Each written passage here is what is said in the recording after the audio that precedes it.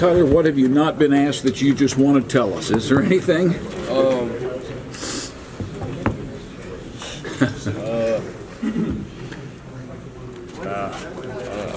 a good question. I just don't have anything on my mind right now. Has the process been fun? I know it's been crazy busy for you. Yeah. I think, if this was an everyday thing for somebody, I think it'd be a lot to handle. But this is a once in a lifetime deal. And I think we all know, you don't get this opportunity in life a lot. If not, so I think for me it's big to soak it all in. If they had me do 100 interviews a day while I was here, then I'd be happy to do it, just because that's what it comes with. This is I was telling them, I didn't realize how big of an event this actually is. I always grew up watching it and stuff, but this is, I feel like the president, so it's been fun, and I'm just honored to be here. What's been the most enjoyable part of the last 36 hours for you?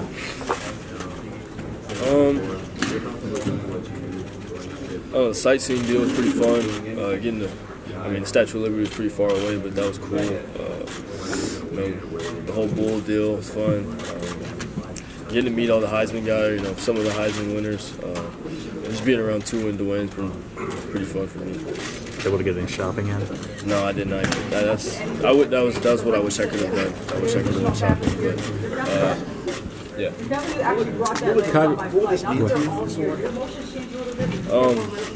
It didn't mean a lot. Like I said up there, this is something as a kid, I've grown up dreaming about, winning, and to be here, kind of like all the hard work that I put in, and my teammates, put in. I understand this is an individual award, but this is for a lot of people that believed in me. So if I were to be able to win, it'd be a great accomplishment for sure. You said you felt like the president. You've had the spotlight on you for so long through life. How do you think that's maybe helped you with this, and how do you think it's affected you to this point?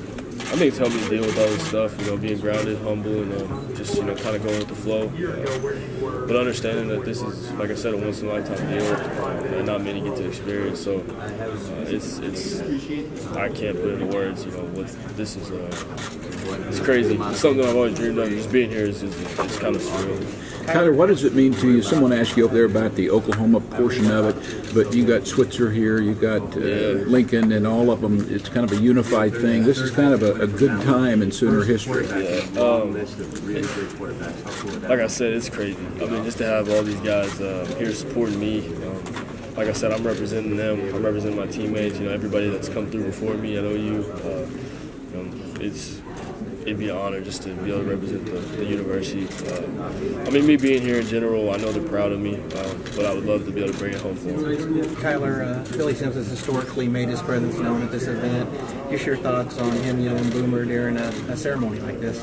If I were to win, I hope he does, just because I think it would relax me a little bit, and just make me chill out a little bit. But meeting him was pretty cool, just because his personality. He's a great guy. And he's funny to be around. How durable do you think that baseball would be at a professional level, and are you thinking about it? No, right now, no, I'm not. If it was an option, I would be open to doing it, but like I said, it's kind of like a fake thing that people outside have been bringing up. But as far as professionally, from anybody like MLB or NFL wise, I don't think anybody's been talking about it. So. Kyle, what do you think? Did you have a question? I did, thank you. You said that you got to meet a lot of the previous Heisman winners. What advice has any of them given you on this week? Just doing it in New York, get some good food. The really only one I really got to sit down with was Doug, and I talked to Billy, Johnny Rogers. But no, getting to talk to Doug was huge. That was him being. Like I said, being one of the short quarterbacks, smaller quarterbacks, getting to see his perspective of how the game's changing, how the quarterback positions changed, was pretty cool. Anything specific that Doug told you? Nah, he was just, he was real cool. I don't know, kind of had a connection, I felt like, so, nah, he just, he said, keep doing your thing, and, we talked about, his past when, he was playing against, the powerhouse, he beat Miami and stuff like that, how he, like I said, how the game's changed, how the quarterback position's changed, and yeah, I mean, I'm not going to tell you everything, but we talked about more of it. Why not, Tyler? Just because. Tyler, what scripted a better year? There, at the beginning of the season, there was questions of, you were even in a battle to be the starter. This is kind of as well as you could have imagined it to play out for you. Yeah, I think it's everything that I envisioned. When you win, I definitely envisioned being successful just because I'm confident in myself. But it's not just me. I knew Coach Riley he's a great coach. If not the best in the country. And then you got the guys in the locker room that we got a great team. We got a great O-line, great receivers, great running backs, and great defense. So for me, those guys push me to be who I am every day. They hold me accountable. So for me going into it, I knew what we were all capable of, and if I were just to go out and do my job, I think we'd be in a good position. I didn't expect to put up the numbers and the touchdowns and all that stuff, but I definitely knew if I would just trusted myself and did my job, then we would end up in a good position. And when you do things right, when you do things for the team, your individual goals, they come. You talk about the prestige of this award and the history, and it being a dream as a child, but if you're given the choice, another dream I'm sure as a child would be winning a World Series. Which would you rather, a Heisman or a World Series, if you had to choose? I'd rather win a Heisman. Have you thought about what you might say? I mean, no disrespect to a World Series. It's an impossible choice. Have you thought about what you might say if you're lucky enough to win? Yeah. I mean, I got a lot of people to thank that got me here, but yeah, I mean, part of it is just controlling the emotions. It'd be yeah. I mean, I have. Yeah, that's your question. When you were talking about Billy, you said that if he yells out "Boomer," it'll calm you down a little bit. So you anticipate that being an emotional moment if it happens? Yeah, of course. I mean, I don't really understand how big this is, right now, but the past few hours and as we got closer, just everybody in the city is just congratulating me like they know me. It's just it's just weird. I don't know. It's a huge deal, and for me being in it right now, I'm not really looking at it like that. I'm just kind of living in the moment, and one day, probably tomorrow when I wake up, if I do win, it'd be pretty crazy. Tyler, where were you last year when Baker won this? Where did you watch Baker win it at? And then any last-minute words from Baker today? I think we had a team dinner. I really don't remember. I don't remember. Any last-minute words from Baker at all today? So what? Any last-minute words today from Baker? Nah, I got a little special gift from him though last night. I had a little note on it. What did he send you? What did he send you? He sent me something with a note on it. Okay. Tyler, there's so many betting odds makers and all that stuff out there. You're considered the pretty significant favorite. Is it fair to say that you would be surprised or disappointed if you didn't win? Or maybe surprised is a better question. Surprised if you don't. No. As far as winning goes, I think all three of us are deserving of it. All year, people kind of, people are saying now that I'm the favorite or whatever. Tua has been the favorite or stuff like that. But like I've said many times, I just try to go out every Saturday and do my thing and lead my team to a victory. Over the past couple weeks, things have happened and people are, I guess, putting me at the top or whatever. But I'm going into it, just happy to be here. With your baseball background, in terms of football, what did baseball teach you in helping you out with football just as a competitor? Baseball's helped me out with the failure aspect of it and just, knowing how to bounce back from anything. I've kind of been good at that my whole life, just without, having trials throughout my life, whether it was sports or not, that I've had to deal with, overcoming those, just I don't know. I don't know who, God bless me with the calmness and the coolness to just kind of deal with whatever and just go about my business the same way. Sometimes it's hard, but I don't know. I've done it my whole life. Are there any MLB outfielders that you kind of try to replicate your game after?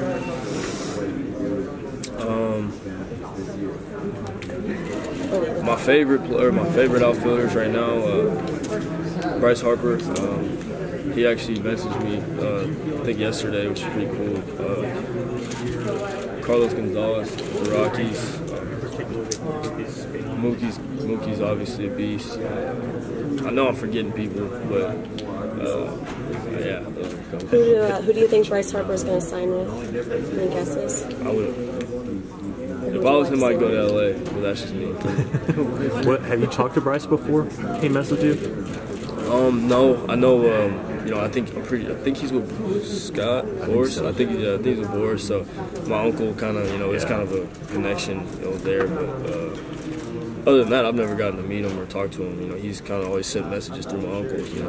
Tell your nephew hello, stuff like that. But other than that, no, I've never really got to speak to him. Kyler, no Heisman Trophy winner has ever worn the number 1. How did you start wearing number 1? When did that begin, and how important is that number to you? I don't want to sound cocky. I wore 8. I first wore 8 when I was young. I don't know why, but ever since, I was probably 7 is when I started wearing number 1. I think it was just, I guess, number 1 on the field. I don't know. My dad put me in it. The significance of the number was, I don't know. Your dad hasn't been brought up much, and he was a heck of a player, and he was active. It seemed like maybe more in your career. Can you talk about him some? Yeah, no, I wouldn't be here if it wasn't for him.